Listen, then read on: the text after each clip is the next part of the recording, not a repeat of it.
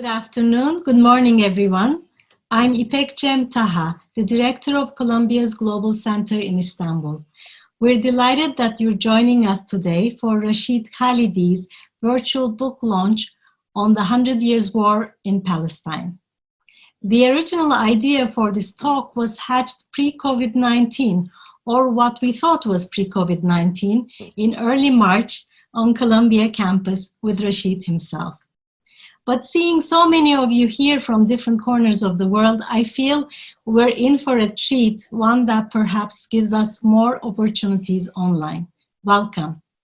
I would like to mention that this event today is a collaborative event produced by Colombia's global centers in Amman, Tunis, and Istanbul.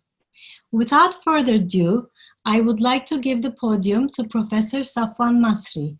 Safwan is Executive Vice President for Global Centers and Global Development at Columbia University and a Senior Research Scholar at Columbia School of International and Public Affairs. Safwan. Thank you, İpek, and thank you all for joining us today. Thank you to the Istanbul, Tunis, and Amman Columbia Global Centers for organizing this event. And of course, our thanks are to Professor Rashid Khalidi, my friend and colleague. It's a really wonderful pleasure to be conversing with you, Rashid, about your recent book, The 100 Years' War on Palestine, A History of Settler-Colonialism and Resistance, 1917-2017. Rashid is also a close friend of the Global Center, and he has been, since their inception a decade ago. He has chaired the Istanbul Center's Faculty Advisory Committee, and he has spoken at the center in Amman innumerable times, always to an overflowing audience. Actually, Rashid, you're the only one where we have to resort to the use of the courtyard in order to accommodate the size of the audiences who come to hear you speak. Most recently, Rashid was with us in December when he delivered the keynote lecture of the conference, A Century of Palestinian Nationalism, Modes of Political Organization and Representation since 1919. Professor Khalidi is the Edward Said Professor of Modern Arab Studies at Columbia and Director of the Middle East Institute at Columbia School of International and Public Affairs. He's the author of numerous books on the Middle East broadly and Palestine specifically. These include Brokers of Deceit, How the US Has Undermined Peace in the Middle East. This book won the Lionel Thrilling Book Award and the Middle East Monitor or MEMO Book Award. He also authored Sowing Crisis, American Dominance and the Cold War in the Middle East, The Iron Cage, The Story of the Palestinian Struggle for Statehood, Palestinian Identity, The Construction of Modern National Consciousness, and Under Siege, PLO Decision-Making During the 1982 War. Professor Khalidi has written for the New York Times, the Financial Times, the Boston Globe, the LA Times, the Chicago Tribune, and many other publications. He received his BA from Yale in 1970, his Doctorate of Philosophy from Oxford in 1974, and he has taught at the Lebanese University, AUB, Georgetown, and for many years at the University of Chicago before he joined Columbia, literally just a couple of months before the passing of the great Edward Said. He is the past president of the Middle East Studies Association and the editor of the Journal of Palestine Studies. Rashid, welcome. It's really great to see you. Thank you very much, Safwan. It's a pleasure. Thank you. So, Rashid, let me start by asking you, this book strikes me as different than any book that you had written before. It's personal. You speak of the notable and noteworthy history of your family, the Khalidi family. You describe your life in Jerusalem in the early 1990s, where you lived in an apartment belonging to the Khalidi family Waqf in the old city of Jerusalem. You describe the Khalidi Library, founded in 1899 by your great-grandfather, my grandfather. Khalidi. Your grandfather, Hajj Raghib Khalidi, thank you. Where you research the papers of his great uncle. That's where the great comes in, I think. Yusuf B. al-Khalidi. Yusuf B. al-Khalidi and his correspondence with Theodore Herzl towards the end of the 19th century. You speak about your father's visit to Emir Abdullah of Transjordan in 1947 on behalf of the Arab Higher Committee. And perhaps most poignantly and painfully, you recount your time with your, at the time, pregnant wife, Muna, and your two daughters during the Israeli invasion and siege of Beirut in 1982. A period that you wrote a book about, but that was, you wrote it from an academic perspective. And I think in one of our conversations recently, you said this was sort of a catharsis, to write about it in this way. The book, nonetheless, for those who haven't read it, is very research-based. It is academic, but it does have a first-person dimension that's usually excluded from scholarly history books.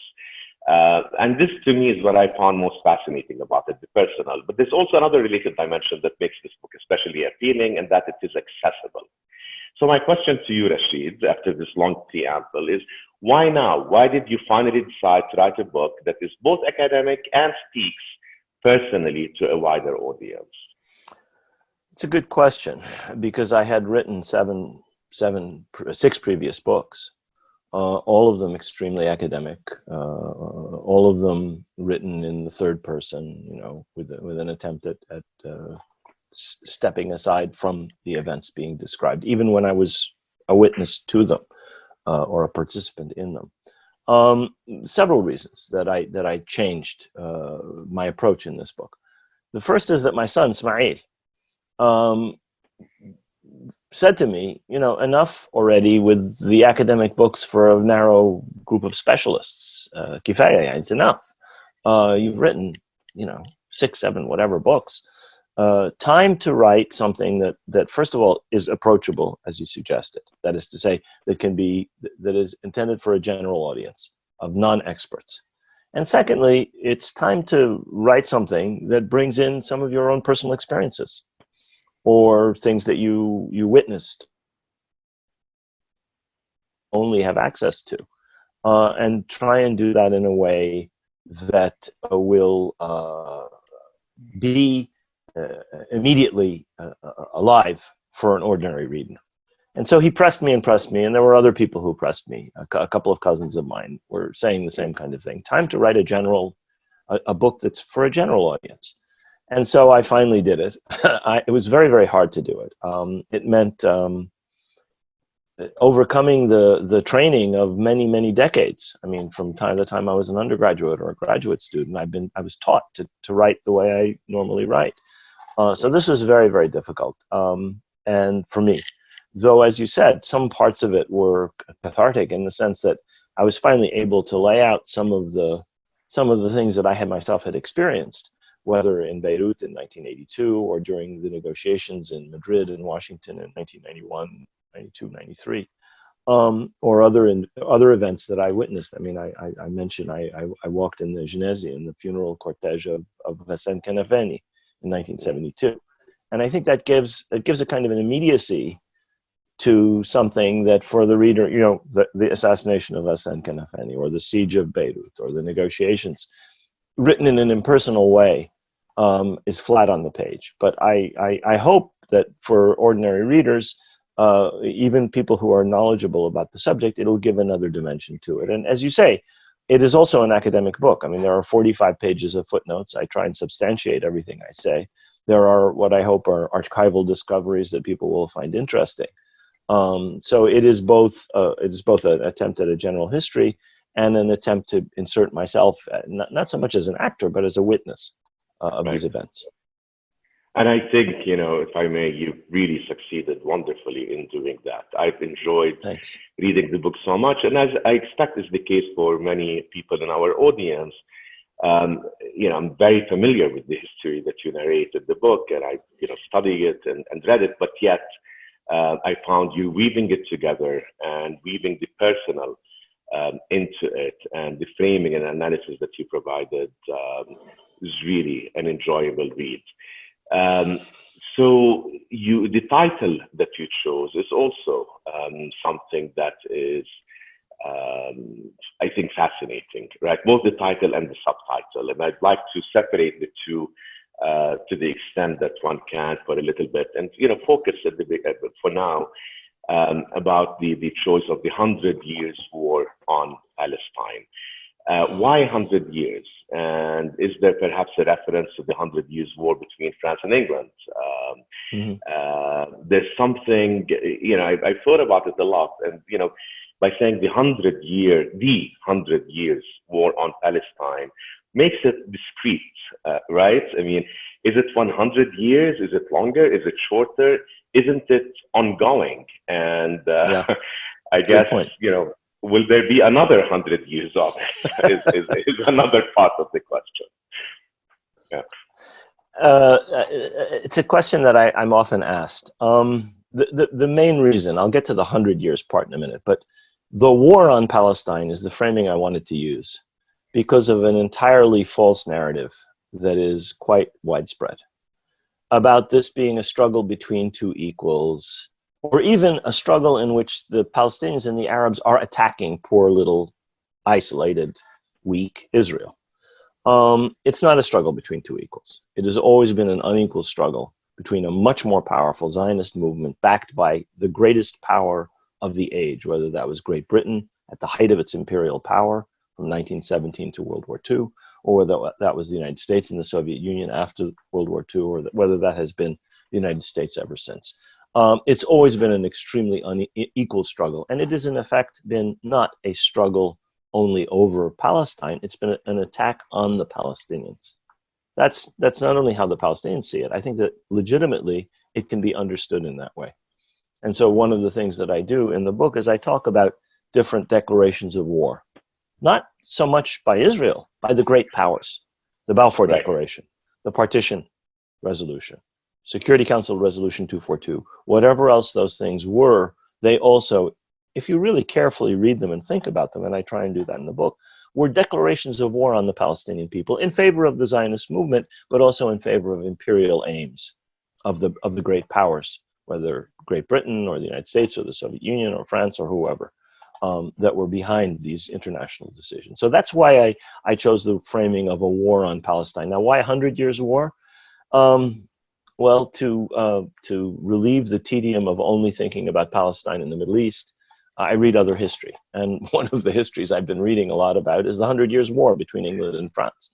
And I've been seeing movies about it. There's three wonderful films about Shakespeare's Henry V, the play. There's a new movie, The King, with Timothée Chalamet, about the 100 Years' War. So I've been interested in it, and I just as I was reading one of these books, I said, my God, we have been involved in a 100 Years' War as well. By the way, the 100 Years' War between England and France went on much longer than 100 years. Right. And right. the war on Palestine has gone on longer than 100 years. And that's why I'm asking if it's only 100. Yes. Exactly. So that's the reasoning behind that part of the title. Okay. So you mentioned the great powers, and you mentioned the United States and Britain. So let's talk about sort of the framing, which really, so you divide the book. There's the introduction and the conclusion, and in between there are 6 chapters, right? Each focused on what you describe as a specific period or a specific war. And you're framing this in a settler-colonial, but also a nationalist framing or context. You argue that the U.S. and Britain before the United States, of course, have been trying to do the impossible, impose a colonial reality on Palestine in a post-colonial age. Exactly. You said that while Britain depressed Palestinians by brutal force during the 1936-39 revolt in the service of Zionist ends, the 1982 invasion of Lebanon must be seen as a joint Israeli-U.S. military endeavor. And you make a distinction. You say that the British were the leading party in the 1930s, while in 1982, it was Israel that called the tune and deployed its might and the killing, while the United States played an indispensable yet supporting role. So let's talk about sort of this colonial settler framing. And you actually, one of the things I found interesting, you talk about Ze'ev Jabotinsky, the father of revisionist Zionism, and you invoke him, and you quote him as having said, if you wish to colonize a land in which people are already living, you must find a garrison for the land. Okay, and that garrison may have been the British, may have been the United States. Zionism is a colonizing venture, and therefore it stands or falls on the question of armed forces. you also say that Jabotinsky was clear-sighted. It's important. It's important to realize these are the words of the founding father of revisionist Zionism, the founding father of the movement out of which Menachem Begin, Yitzhak Shamir, and Benjamin Netanyahu and Ariel Sharon all came. These are the ideas of the man who is their spiritual and intellectual mentor. About Zionism as a colonizing movement. So it's not Rashid Khalidi who's coming up with these ideas. It's Zev Jabotinsky. I'm glad you quoted that, actually. Yeah. So you say he was clear-sighted, right? And that, what exactly do you mean by that? I mean, he was clear-sighted vis-a-vis the British, vis-a-vis the United States. Was he clear-sighted, to sort of predict the moment that we're in today, with Benjamin Netanyahu leading the government in Israel, with annexation, something that is more or less a foregone conclusion, or maybe you don't think it is. So if you can talk about sort of, that vision, if you will, from 100 years ago, and you're framing of this as a colonial project and how it applies today. Right. I mean, I adopt the colonial settler framing partly because it's one that applies perfectly to Zionism. In terms of Zionism's own self-view, this is not something imposed by the outside as doing violence to the purity of Zionism. This is a point of view that is integral to Zionism from Herzl through Weizmann, through Zev Jabotinsky, through David Ben-Gurion. None of them denied that this was a colonial settler venture. They also said that they were a national movement. And I argue in the book that it is possible for a colonial settler movement to also be a national movement. The United States is a colonial settler project. It's a nation state. So is Canada. So is Australia. So is New Zealand. So there's no contradiction between the two, or no necessary contradiction between the two. And so the argument that Zionism is a national movement, I have actually no particular quarrel with. It's a very peculiar, very specific type of national movement. It was that. There's no question about that in my mind. But it's also was and is also a colonial settler movement, exactly as Jabotinsky said. There was a people in this land. He recognizes that. Right. Other Zionist leaders were much less, I would say, honest, either with themselves or with their audiences. Jabotinsky was always blunt and honest, and that's why I call him clear-sighted.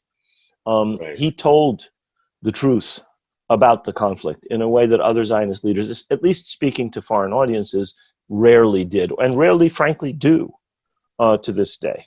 So I think that he lays out not just Jabotinsky, but many early Zionist thinkers. I mean, you can read the diaries of Theodor Herzl and see exactly the same colonialist, European, superior mentality in looking down on the natives.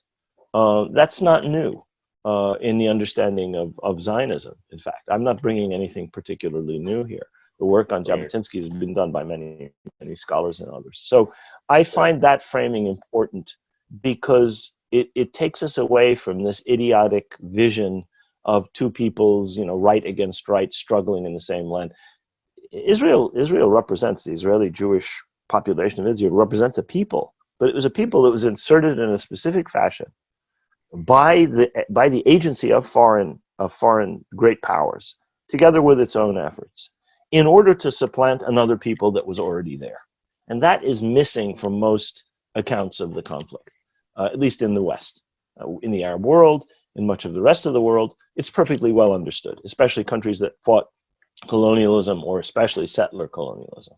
But in the United States and in some parts of Europe, that dimension is completely missing. So I insist on it in the book, not because I think it's a particularly new interpretation, but because it runs counter to the false impressions that many people have. So let's talk about the false impressions and how those false impressions were formed. And let's talk about something we've also discussed in the past, and that is, if I understood you correctly, that the timing, that if to the extent, and you do acknowledge, and in many places in the book, that there is a national confrontation between the two new national entities, the two peoples of Palestine and the Jews of Israel. So, there are multiple dimensions to it. It's not black and white. It's not just one thing or another. But I've Or heard you you can say walk also, and chew gum, as I put it. I mean, it's possible yeah, that both. sure, sure. But you've also said, I think, that the context, the historical context is very, very important. So, you just brought up the United States, North America, as an example, Australia, New Zealand, what have you.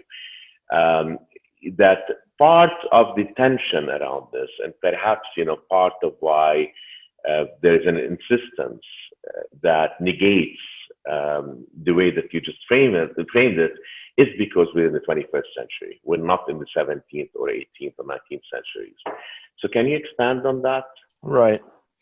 So a friend of mine, the late Tony Judd, wrote that Zionism, I'm not quoting him, I'm paraphrasing, that Zionism missed its moment, that had Zionism arisen in an earlier age, it might have been able to dispose of the indigenous population with much less, without a problem, as the four examples I cited did in the United States, in Canada, in Australia, and New Zealand, starting in the 17th and 18th centuries. It was possible to do things that in the late 19th and especially in the 20th century were much less, were impossible. So Zionism was a movement that, not just a national movement, but a colonial settler movement that missed the colonial settler moment in a certain sense. And that's the problem that Zionism faces today in the 21st century. That if those realities are uncovered, they are going to be found to be unacceptable to people. You don't take a people out of its land. Half of the Palestinians were expelled from their homes in 1948. A process of ethnic cleansing took place that has never been fully recognized by the world. You don't deny the national existence of an entire people. That violates the United Nations Charter. It violates a variety of other international norms. And it is what Israel has systematically done. That's what the Israeli nation state law that was passed in 2018 does. It says there's one people with the right of national self-determination in Israel. And Israel now encompasses the entirety of historical Palestine.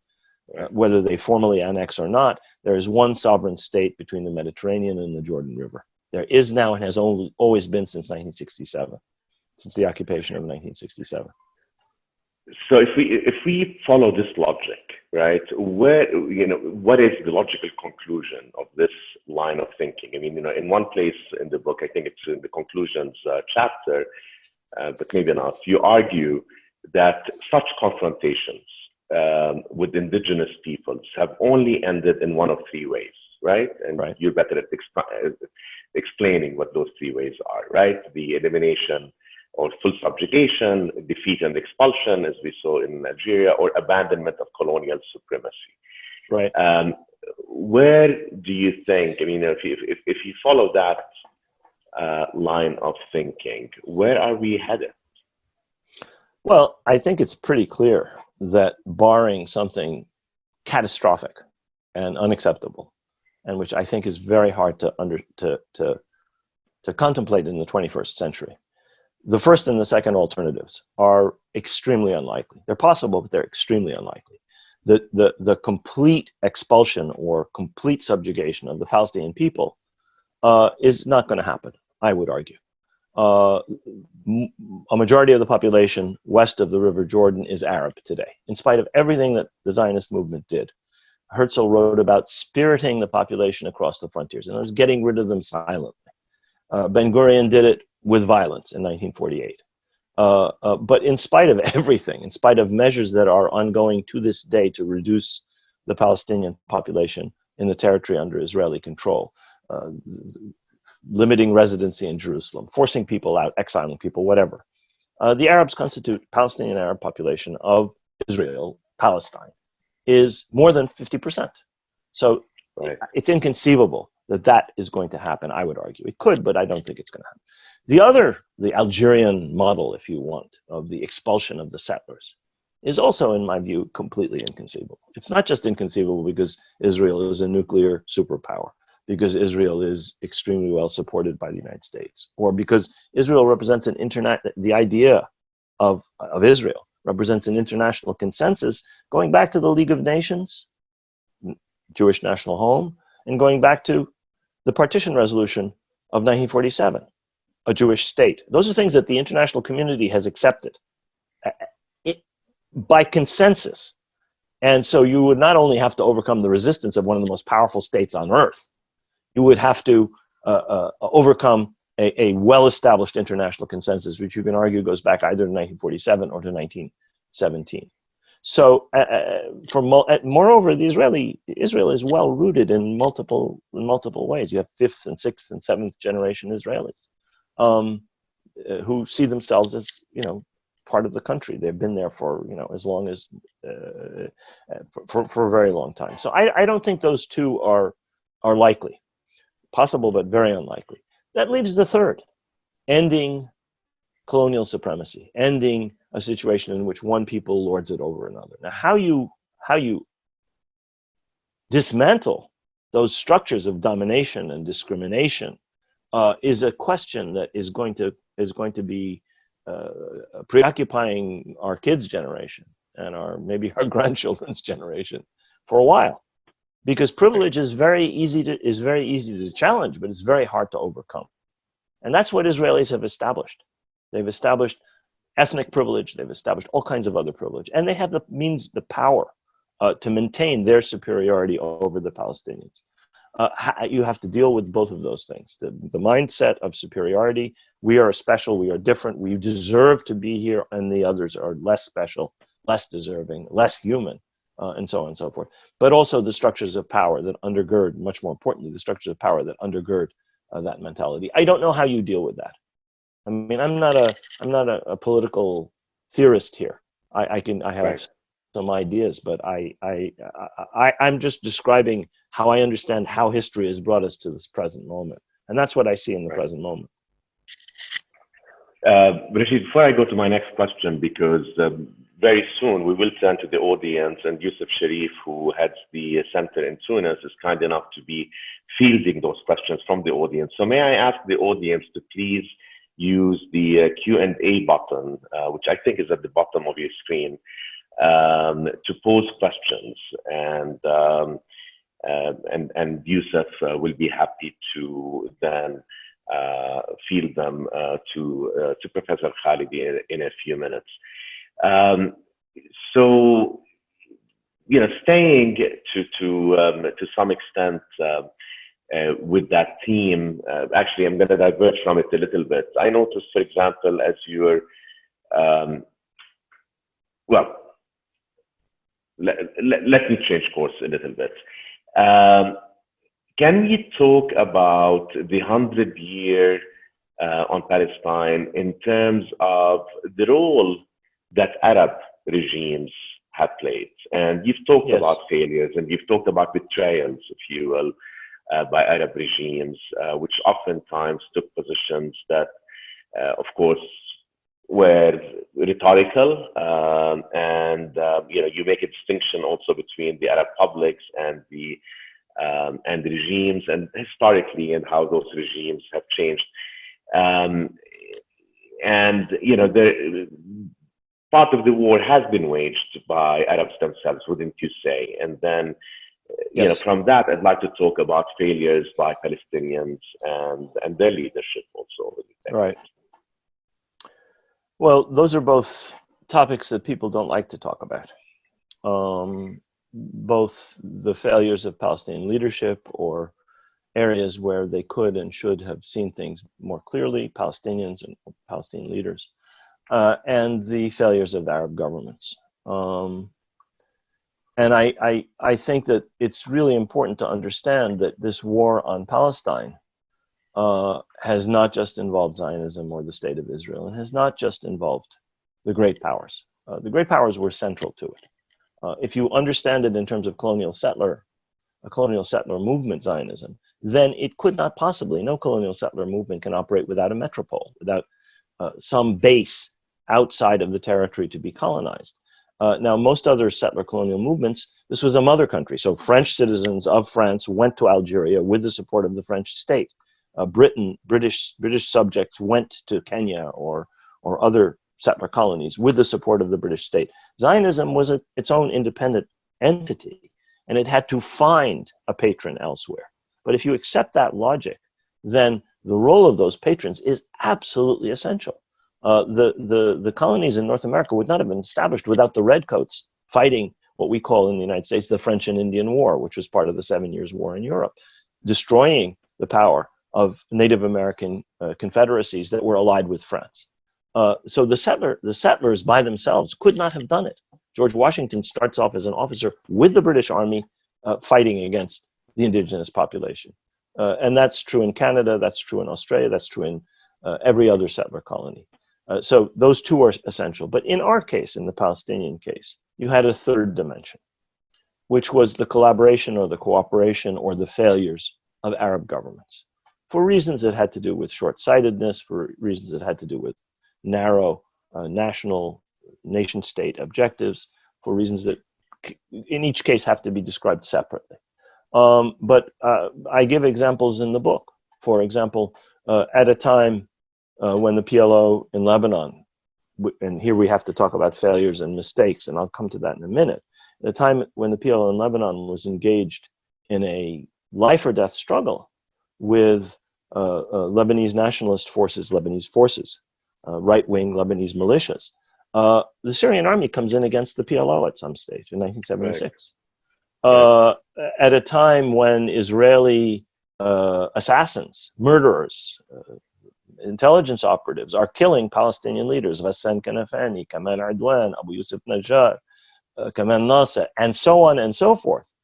And there's now a huge voluminous volume about Israeli assassinations, so-called targeted killings of Palestinians, going right back to the beginning. At the same time as Israel was killing the best and the brightest among the Palestinian leadership, the intelligence services of at least 3 Arab countries were doing the same thing. Syria, Libya, and Iraq, through their agents, through their collaborators, some within the Palestinian movement and some outside, were murdering Palestinian leaders or Palestinian ambassadors or Palestinian envoys or leading Palestinian figures. So this is a perfect example of why this war on Palestine was not just Zionism in Israel and whatever imperial patron it depended on at a given moment, but also in many cases Arab regimes. Right. And we can go right up to the present. When you have a situation where the Palestinians are facing, today the Palestinian people face a crucial juncture, and you have Arab governments having the closest possible relations, intelligence, defense, and otherwise, with Israel, normalizing, in some cases openly, and in some cases somewhat surreptitiously, relationships with a power that is systematically just trying to destroy a Palestinian existence, independent Palestinian existence inside Palestine. And this has been going on for a very long time, since the first peace treaties between Egypt and Israel, first peace treaty between Egypt and Israel, 1979, right up to the present. So these are examples of, first of all, a lack of, in my view, a lack of consciousness of many Arab leaders of the importance of the Palestine question, not just to the Palestinians, but to the region as a whole. We talk about how Arab countries have been manipulated by external powers and how external powers have divided and played against Arab leaders and how Arab leaders have sometimes fallen into traps. Well, Israel is doing this. Israel is a great power in the region, like Iran and like Turkey. And the idea that Turkey or Iran is more benign than Israel, or that Israel, heaven forbid, is more benign than Turkey or Iran, it's unfathomable. These people are playing with the destiny of every single Arab country. If you look at the Arab world today, it's a playground for these 3 powers and for the great powers. And the Arab countries, the Arab world, are not subjects in their own, and agents and actors. They're acted upon, they're objects. No Arab country, in my view, has a fully independent policy. And you can talk about Ethiopia, you can talk about Iran or Turkey or Israel. These are independent countries. They have dependencies, they're in various ways, they need external support, or they're involved in commercial or other interactions that make them dependent, but they have their own freedom of action. What Arab country has freedom of action today? None of them, none of them. We've gone from colonization back before World War II to a sort of neo-colonial 21st century, where the Arab world is divided and it's a playground for external powers to achieve their objectives, sell their useless weapons, impose their aims and objectives, force people into doing things that they and all of this is being done, in my view, largely against the will of the peoples. The Arab world, if you look at the world as a whole, has democratized in the last 30 or 40 years in ways that are quite encouraging. Eastern Europe, Southeast Asia, East Asia, Latin America, even Africa, not the Arab world, not the Arab world. And that includes, I mean, and you do talk in the book also about certain monarchies of the Gulf, which want to try to make sure that there is no democratization that takes place. And I think you imply also that the growing frustration by the Arab publics, not only about their own fate, but also about the fate of the Palestinians, is likely to further erupt in places where it has started to do so. But let's turn to Palestine. Let me just say one thing. One of the things one notices, let me just say one thing. One of the things one notices when the people rise up against their autocratic or monarchical regimes. You can see this in Algeria, you saw this in Sudan, you could see this in Egypt back in 2011, is that they're mainly dealing with they're mainly angry at their own governments for their failures and their lack of democracy. But they often mention the Palestine cause. I mean, if you look at pictures of Algiers at the beginning of the uprising against the regime that's badly ruled Algeria for decades and decades and decades, Palestinian flags are being waved by demonstrators as a sign not only of their support for Palestine, but of their critique of their own regime's policies. And this is very common. Right. So let me ask you, I'm going to fold my last two questions into one, because I do want to turn to Yusuf and get questions from the audience. And the two are interrelated and they relate to this last theme. And that is, let's talk about democracy within Palestine, within the Palestinian entity. Mm-hmm. I mean, you know, the last elections were held in 2006. We keep talking about, Mahmoud Abbas and sort of the future of government is after Mahmoud Abbas passes on, as opposed to gets defeated in elections. And you talk quite a bit about Palestinian failures in the book, and you start in the early century. I mean, you do say in the 2 decades after 1917, the Palestinians had been unable to develop an overarching framework for the national movement, such as the West in Egypt or the Congress Party in India or Sinn Féin in Ireland, and so on and so forth. But let me, if I may, talk more about the present and the recent history, and especially the recent history that you were personally involved in. You were in Madrid in 1991 and following, and you were in Washington. And you do say in the book that when Madrid was announced, the Palestinians were under so much pressure, and here I'm quoting, and so eager to leave their precarious perches in Tunis and elsewhere that they failed to assess their vast disadvantage. The setbacks that followed in the negotiations at Madrid, Washington, Oslo, and thereafter were thus to a large extent rooted in the PLO's epic miscalculation over Kuwait. So there was a political, huge miscalculation by Arafat. But then you also say that in 1992, when you came up with PICSA, the Palestinian delegation put forward the proposal for a Palestinian interim self-governing authority that would have given complete jurisdiction over Palestinian territories. It was going to be defeated anyway because it came far too close to the no-no of sovereignty to be acceptable to the Israelis. But you also say that likewise, the PLO in Tunis failed to promote the proposal and expressed no enthusiasm for it. You, at another point in the book, you say that the part of the what has happened at Oslo in 1993 and what has happened since then has been in large measure the result of the choice of envoys whose performance at Oslo was inept, and of Arafat and his colleagues' willingness to sign the defective agreements they drew up. What was going on? I mean, was Arafat so out of touch? Was he perhaps jealous and feeling threatened? Others potentially coming to the fore of Palestinian leadership? Why was there so much, if you will, ineptness and out of touchness, if you will, between the leadership in Tunis and those who were negotiating on behalf of Palestinians in Washington and Madrid, and to some extent in Oslo? And I guess the second part of my question, sorry, Rashid. That's already a vast question, Safwan. Okay, so let me stop here. Okay. Yeah, I mean, I'll stop here. yeah, if we're going to go from the failures of the Palestinian leadership in the 1920s to no, let's Oslo leave those to alone. Mahmoud Abbas, Let's we leave need those a whole alone. Let's separate focus. Let's webinar. focus on the 1990s. Let's focus on the 1990s. Let me do that. Yeah. Very briefly.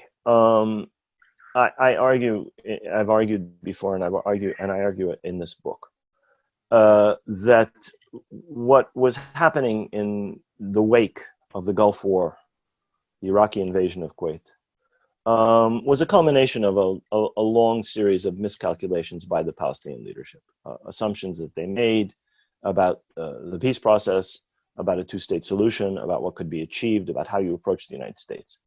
That was amplified and exacerbated by the Palestinian position over the Iraqi invasion of Kuwait, which robbed the PLO of much of its Arab support, which was a short-sighted, foolish position, opposed only by Abu Iyad, who paid for his life by opposing this PLO position of effectively not opposing Saddam Hussein, which is right.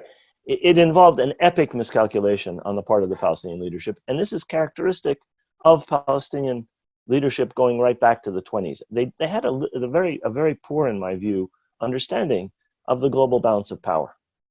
The idea that Saddam Hussein in Iraq would stand up to the United States is insane. I mean, it defies description, in fact, and that in turn weakened them to the point that when Baker comes along with the Madrid proposal, which leads to 2.5 years of negotiations in Madrid and Washington, they are in a much weakened position. The Arab countries, for good reason, many of them, are furious with the PLO, and so their precarious position in exile in various Arab capitals is even more precarious, and they're even more desperate to get out of Tunis and get out of the other places that they're exiled to. The second problem is that whereas the delegation that they chose and they sent to Washington over time developed a level of expertise. I was not a member of the delegation, I was an advisor to it, I and several other people, Rashid Khalidi, Yazid Zayef, and so on and so forth. That delegation developed quite a high level of expertise in dealing with the Israelis and was putting forward a proposal which was unacceptable to the Israelis, but was the minimum that the Palestinians could and should have accepted. And the idea that they were willing to go underneath that and accept much less than that at Oslo is very illustrative of flaws in their thinking. The people they sent to Oslo did not benefit from the important lessons that we had learned negotiating for almost 2 years with the Israelis. None of the people who had that experience were involved in the Oslo negotiations. None of them, not one of them. Right. The level of expertise in terms of legal understanding of legal norms, international legal norms, in terms of understanding of the English language, which is the language in which the negotiations took place, was so minimal that the defects in the agreement were in the Oslo Accords were legion. But most importantly, they didn't understand the ceiling that the United States and Israel had put in. You could only get up to this point. And if you accepted that ceiling, you would never have statehood. You would never have sovereignty. You would never have self-determination. And the colonization of Israel, by Israel of the occupied territories would proceed. That's what Oslo guaranteed. No statehood, no sovereignty, and a continuation of the rapacious colonization of Palestinian land. So this is an enormous failure on the part of the PLO leadership. One of several failures. I talk in the book about some of their successes. I try to be fair-minded. I mean, I think the diplomatic offensive that the PLO launched in the 60s and 70s was enormously successful. So I think that they were capable in some respects, but they had enormous flaws, especially in their strategic vision and especially in their vision of the United States. Right. Rashid, I've just browsed through the questions very quickly, and there are some terrific questions. So I see we have a lot of them, yeah. Yeah, we have a lot of them, and I'd like to give them a chance to be heard and give you a chance to respond to them. So I'll thank you for now, but I'll come back and thank you at the end. I'm going to turn it over to you, Seth, and see what can be done in terms of funneling the questions. Thank you. Thank you. As you said, I mean, there are tons of questions and they keep coming. So this is an I see incredible, that. maybe we should expand. I can see some of them. Yes. Maybe we should do a 2 hours webinar, but I'll start with a question from Kamel Abidi, Tunisian journalist and human rights activist, who it seems he read thoroughly your book. So he quotes page 252, where you speak about public opinion and how public opinion remains acutely sensitive to the appeal of Palestine. And he's asking if this public opinion, now well informed about the lessons of the 100 Years' War on Palestine, can do a better job, not only as far as backing the Palestinian people, but also but also in backing, in taking part in the peaceful struggle for democratization in the region. So, do you see a prospect for democratization in the region? And I'll go quickly to a second question by Laszlo Marcus, who is asking you if you recognize any Jewish claim to the land and state in Palestine, and if you see that claim as genuine or as a pure colonial enterprise. Which I think Umut Uzer also asked, rightly or wrongly, the Jews perceive the settlement in Palestine as a return to their homeland, and how would be addressed significantly. So very fair questions.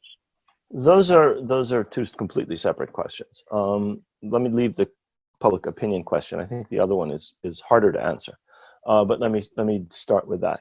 I think that, as is the case with any colonial settler project that is successful, as Zionism has been, or as the American colonial settler project was, a nation state has been established and a people has been established, and those people have certain rights, whether their origins are as a settler colonial project or not. So I think two peoples exist in Palestine today. One is the Palestinian people, the indigenous population, and the other is the Israeli Jewish population, which has established its own national, reality, which it not only has been recognized internationally, but has rights under the UN Charter and so on and so forth. The Partition Plan, I mean, there are multiple international recognitions of it, but it's a right. So I don't deny the idea that the Israelis have rights in Palestine, have acquired rights in Palestine, just as the American people have acquired rights in the United States. Now, does that mean that those rights were not acquired unjustly via the subjugation and partial elimination of another people in this country? Of course, it does not.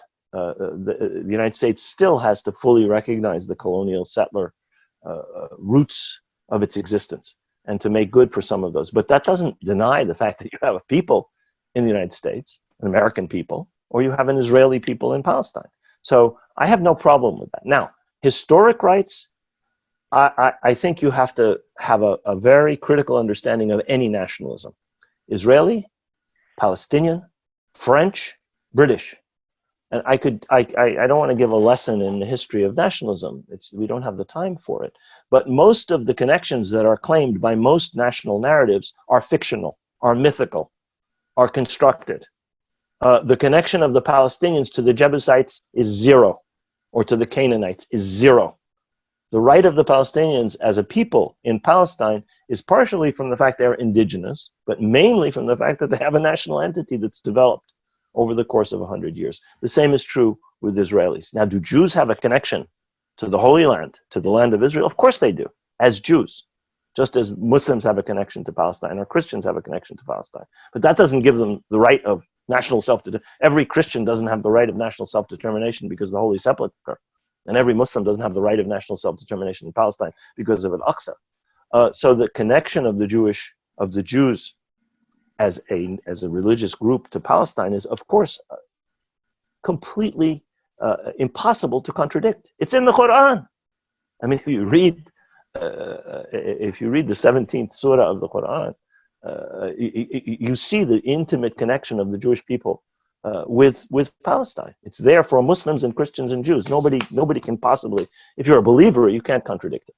Okay, and archaeology confirms some of it, at least a little bit of it. That has nothing to do with modern national rights.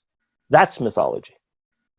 Were there Gauls in France? Yes. Do the French people go back to Vercingetorix? No, they do not. They do not. I could go into the mythology of French or English or any other nationalism. But so the historic right of the Jewish people as represented by the state of Israel going back 3,000 years, that's a myth. The right of Israel to self-determination, or the Jewish people in Israel to self-determination and national existence, I think that's unchallengeable, both on an international legal level and on a moral level. It doesn't mean that enormous violence wasn't done in establishing that people, just as enormous violence was done in this country that I'm in. I'm in the United States. I'm in Chicago. I'm in a place where a Native American population was destroyed in order to establish the city of Chicago. Right. But that doesn't mean the Americans don't exist as a people. Rashid, may The I other part of the actually- question, yeah, go ahead. Sorry, before you go to the other part of the question, I mean, I just want to quote something from your book, which I thought was really very, very relevant to what you were just saying. You say Palestinians too need waning from a pernicious delusion rooted in the colonial nature of their encounter with Zionism and in its denial of Palestinian peoplehood, that Jewish Israelis are not a real people and that they do not have national rights. Right. So you. Right. Well, you just summarized what I said at much greater length. Yeah. Quoting me. The other part of the question I'll answer very quickly. On the one hand, public opinion is, of course, important. It's one of the reasons that Israel has such enormous support in the United States. Since the early 20th century, when Ben Gurion and Yitzhak Ben Zvi arrived in New York in 1916, I think, the Zionist movement was building up its support among the American public, among American Protestants, among American Jews, among other Americans. And that has paid off enormously. Unfortunately, Arab leaders and Palestinian leaders have failed to do that completely and utterly. The PLO did nothing in the United States, has done, is doing, and the Palestinian Authority is the same. Nothing, absolutely no work was done in the United States. Ben Gurion and Ben Zvi spent 3 years organizing. During World War I, 103 years ago, they started, and more. We have yet to start as a national movement dealing with the United States. I recount a couple of my own experiences with Edward Said and Allah Yarhamu and Ibrahim Abu Lughod, Allah Yarhamu, and others, trying to convince Yasser Arafat to do certain things in the United States. They paid no attention. And that's true to this day. But civil society, Palestinians in the United States and in Palestine, have done an enormous amount to affect public opinion. And that is very important. I have to say, however, that even in democratic societies, the role of public opinion in foreign policy can often be very limited. Foreign policy elites do as they please unless they come under enormous pressure. So it's going to require a great deal more than just the efforts that have been made so far by whether the BDS movement or student activism, which has been extraordinarily effective, as is witnessed by the efforts made by Zionists in the United States to suppress those efforts. But it's going to require a great deal more. Maybe I can add two questions here that are related to the current political situation in the region, but they have a historic connotation. One is about the role of the Ottoman Empire in supporting the establishment of Israel. So that the question is, what is the role of the Ottoman Empire in helping the establishment of Israel or in facilitating that? And the other is about the Arab leaders and the current Arab leaders, why they are seen to act, why are they acting against Palestine interests, and how the interests of the Palestinians diverge from the interests of the Arab populations or from the Arab leaders. Right. Well, the Arab leaders, most of them don't represent their peoples. When you have an absolute monarchy, which claims, divine right and the sanction of the Quran, they don't depend on their people's views. They impose their views. And that's true with several Arab countries.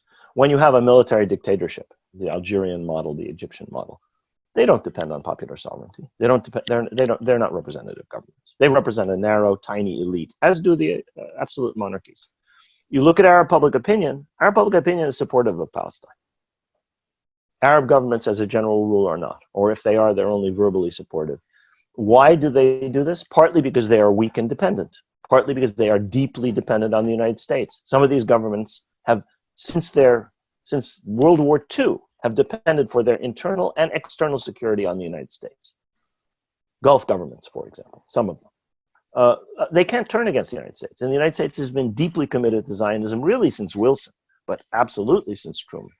And so that explains governments, including some Arab democratic governments, which of which there are very few. You have one in Tunis, there's one in Lebanon, there's one in Kuwait, where public opinion and political parties and a free press actually operate. Even there, it's possible for governments to ignore public opinion, as it does in the United States or the United Kingdom. I mean, that's a characteristic of democracy. It's not, doesn't mean the people rule. The government that is elected rules, and it often does things that are against the wishes or even the interests of its own peoples. As far as the Ottoman Empire, I get this question all the time. Sultan Abdul Hamid, and later on the constitutional government that followed the 1908 revolution, were very much influenced both by Theodor Herzl and leaders of the Zionist movement, and also by Zionists, members of the Ottoman parliament or others who were supportive of Zionism, Ottoman subjects, Ottoman Jewish subjects. But I think it has to be recognized that certainly Abdul Hamid, for all of his flaws, of which there were many, and Ottoman leaders generally, including the leaders in the constitutional period, were not supportive of the creation of another minority entity within the Ottoman Empire, given the problems that the Ottoman Empire had with externally supported minorities. This was how the leaders of the Ottoman state, not just Abdul Hamid, through the constitutional period and the Committee of Union and Progress, Ittihad wa Taraqi, the Jamal Anwar Talat triumvirate, saw things. So while they were susceptible to the appeals of Zionists, and through a variety of means, Zionism, the Zionist movement, I should say, managed to contravene Ottoman laws at different times. This is mainly through manipulation and local influence, rather than a decision by the Ottoman government, yes, we want to establish a Jewish national home in Palestine. That really was never acceptable to most Ottoman leaders, because they understood they already had these minority issues where concentrated minorities in a region had claims to autonomy or claims, in some cases, to independence. And this was seen as an enormous problem for the Ottoman Empire. The last thing they were going to do is create another problem of this sort. Though, as I've said, in many cases, the Zionist movement was able to get around Ottoman laws with the connivance of Ottoman officials. Should we add a few questions, or? I'm game. Yeah, I mean, we usually don't like to go over, but I think there are so many questions and there's so many good ones. Yusuf, while you look for the next question, I'm going to take advantage of my prerogative as chair, and there's Valerie Berman asks two questions, actually. I'm going to try to pin together, and I guess one is historic. How much were Palestinian leaders brought into the conversation that ultimately led to the rejection of the partition plan of 1947? And she's also asking about indigeneity. She is the granddaughter of a Jerusalem-born Jew, and I actually, in this case, I knew her grandfather. So, what do you say to the continuous Jewish presence in Palestine for hundreds of years? And I think, in your book, you acknowledge that, and you do talk about that, and you do talk about that presence. But why don't you, what would you say to that here? Yeah. Most of the Israeli Jewish population is not indigenous to Palestine. Most of the Israeli Jewish population of Palestine immigrated to Palestine in the last 100 years. Most of them from Europe, and a very large part of them from the Arab countries. It's also true that some Palestinians are descended from people who immigrated to Palestine, but unlike the Palestinians, most of whom are rooted for hundreds, and in some cases thousands of years in Palestine, most of the Israeli Jewish population is not, quote unquote, indigenous, in the sense that they came much more recently. Now, does that mean that they don't have rights? It does not mean that they don't have rights. Most of the American population is not indigenous to North America. Are they Americans? Yes. Do they have rights in the United States? Of course they do. They've been here 6, 8, 10, 3, 1 generation. They have rights. And that's true of Israeli Jews. Now, there are some Israeli Jews who are descended from people who have been there for 800, 600, whatever, a very long period of time, and who are indigenous. So there was an indigenous Jewish population in Palestine. Does that give the Jewish people national rights in Palestine? Of course not. Of course not. That was a religious connection, and that is a kind of indigeneity, but that's not true of most Israeli Jews. You know, Ben Gurion came from Plonsk. Is he indigenous to Palestine? No. He was the most important figure in establishing the State of Israel. The State of Israel is a consecration of an established national entity. Those people have rights, but not in terms of some kind of mythical indigeneity, because every Jew is descended from somebody who was expelled in the time of the Second Temple. The archaeology and the actual ancient history does not support that. It does not support that. It does not support the idea of everybody who claims to be Jewish today is descended from somebody who was expelled 2,000 years ago.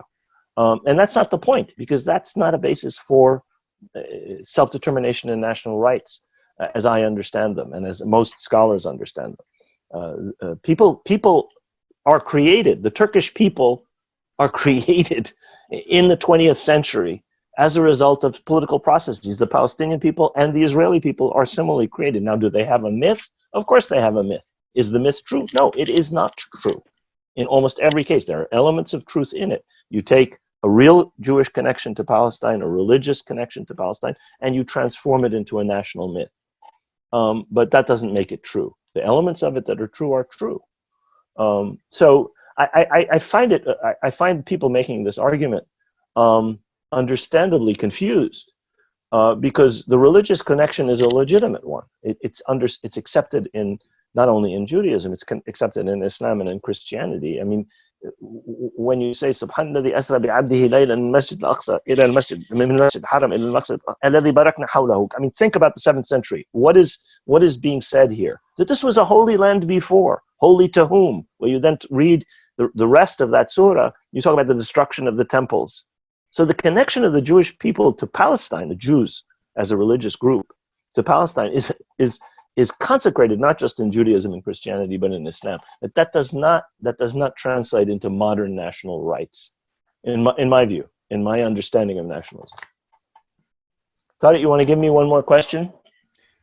Yeah, I'll just add actually about the future, maybe two connected questions.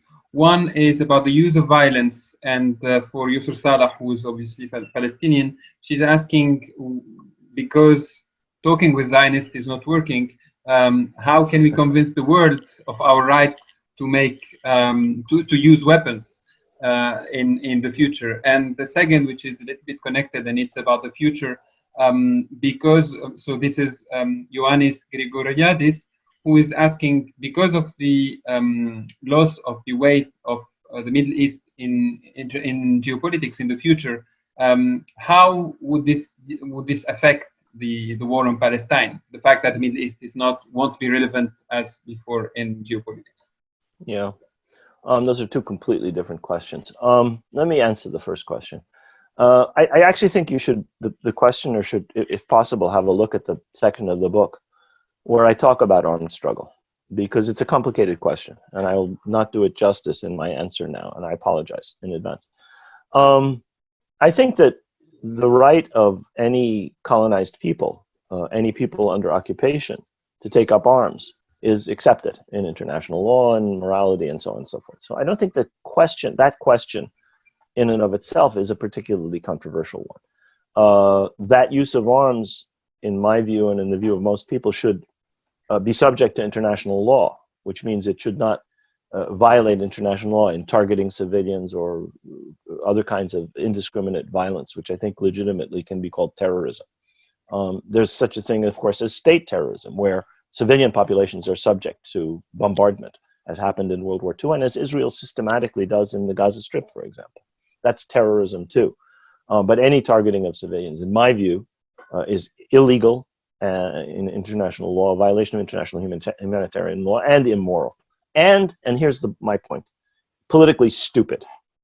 And I talk about a fact-finding tour made by the Pakistani intellectual Iqbal Ahmed, at the request of the PLO leadership, 2 PLO positions in South Lebanon before the 1982 war. Iqbal Ahmed had been involved in the Front de Libération Nationale, the Algerian National Liberation Front.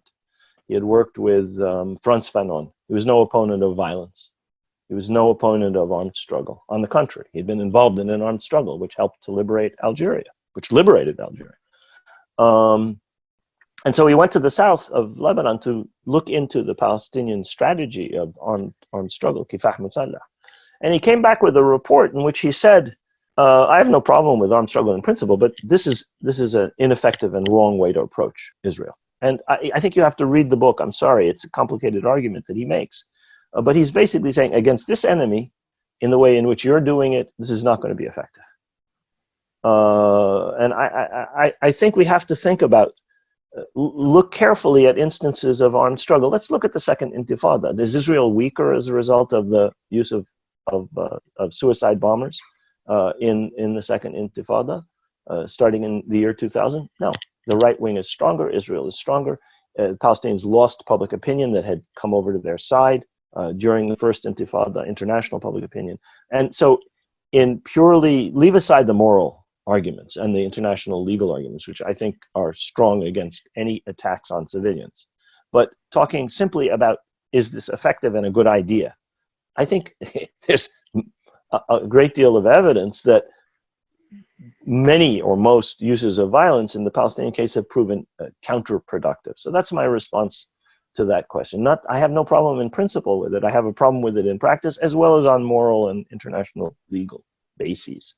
The other question, which is about the international environment. And this will be the last thing I think we're going to be able to talk about. So let me just say a couple things. The first is, a lot depends on democracy in the Arab world. A lot depends on the appeal that the Palestinians are able to make to public opinion in liberal democracies.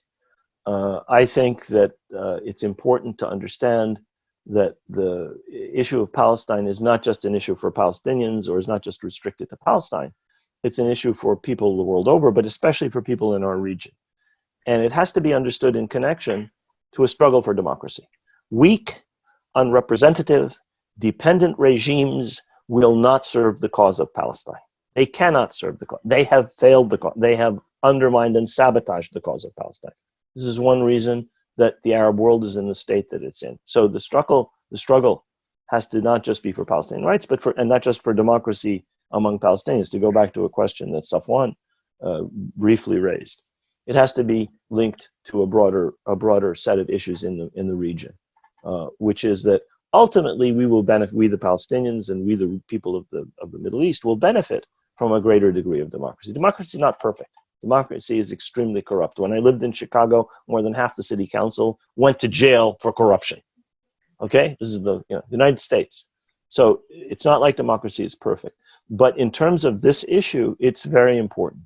Autocratic leaders, dictators, are subject to kinds of pressures from, in this case, the United States, which democratic regimes are sometimes able to resist.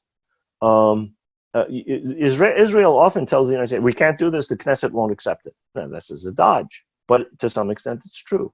When the United States invaded Iraq in 2003, the Turkish government was able to say, well, the Turkish parliament's not going to approve the basing of US troops, and that enabled Turkey to avoid being involved in a war.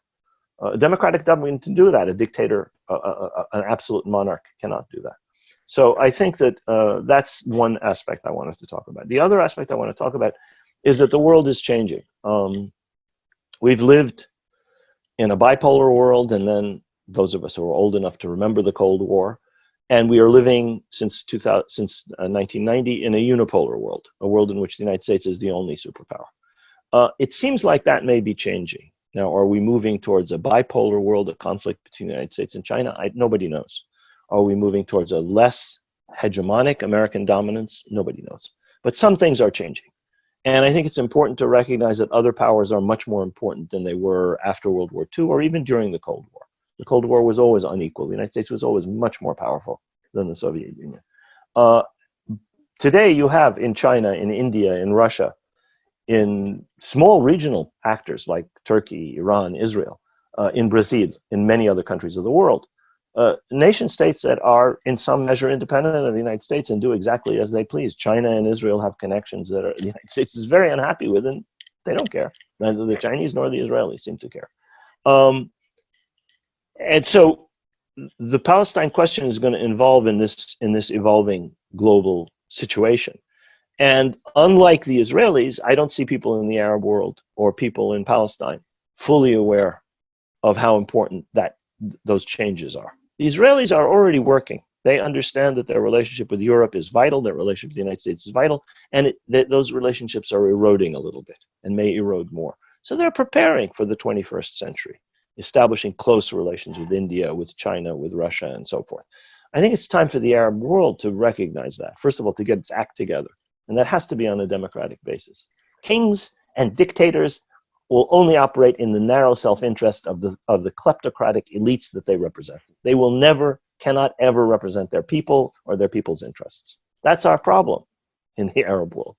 And however bad the governments of the three countries I've mentioned, Iran, Turkey, and Israel are, and they're not terribly good governments in many respects, they're more democratic than most Arab countries. They have some aspects of democracy, and the people are involved one way or another, whether Iran or Turkey or Israel. At least the Jewish population of Israel or is citizens of Israel, and so on and so forth. That's not the case in most Arab countries. The people are completely ignored in most Arab countries, even where you have some semblance of democracy. You have maybe 3 or 4 Arab democracies. So that has to change, and there has to be a thinking about the 21st century, and a thinking in common. Not the narrow national interest of this elite with its money in Swiss banks and its investment in Dior and Mercedes-Benz and whatever it may be, and buying $50 million apartments on 57th Street in Manhattan. You have to have people thinking of the interests of the peoples, democratic governments, and you have to have Palestinian leadership, which is not, or Palestinian. We have two unrepresentative Palestinian leaderships, one in Ramallah, one in Ghazi, which, as Safwan said, the last election was 2006. What's the legitimacy of either? So you have to have a Palestinian leadership that's unified. You have to have Palestinian some clear thinking about what strategy to adopt. I have no idea what the strategy should be. I know we don't have one, and we can't make progress without one. That is clear. And you cannot be divided. If you're weaker, the weaker party, and be divided, obviously the stronger party is going to walk all over you. So these are kind of the basic things that I think are absolutely necessary. I say some of these things at the end of the book. And thank you very much for both of you for your questions, and to the audience for their questions. I'm sorry we couldn't answer more of them. I know, and maybe I will ask the Amman team that's managing this to copy all the questions and at least share them with you, because I think some of them were really good. And I'm sorry that we're out of time.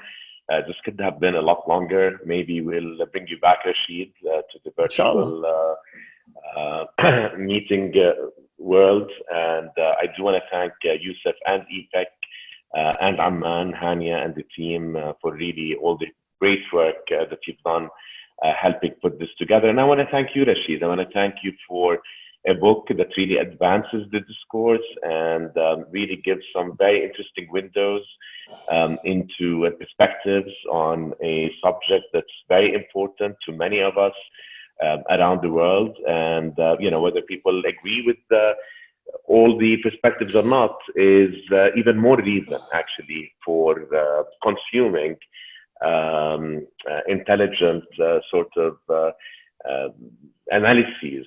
And one of the things I really appreciated about the book, beyond the personal and the autobiographical, is that really are calling on people to face up, perhaps, to some of the mistakes of our generation, but the mistakes of the generations before us, and to really challenge readers to think perhaps a bit more constructively, and I think a bit more positively. So even the book is, in its title, The War on Palestine, for 100 years, I found that there is a lot of hope and positive inspiration to take from it, because especially as we live through the crisis that we're living in today, with COVID,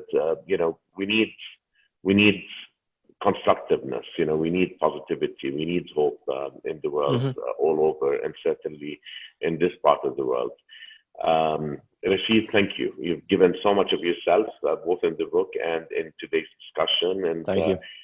I'm very, very grateful to you, as I know all of our audience members. And thank you to the audience members who came, I think, from all over the world to listen to this.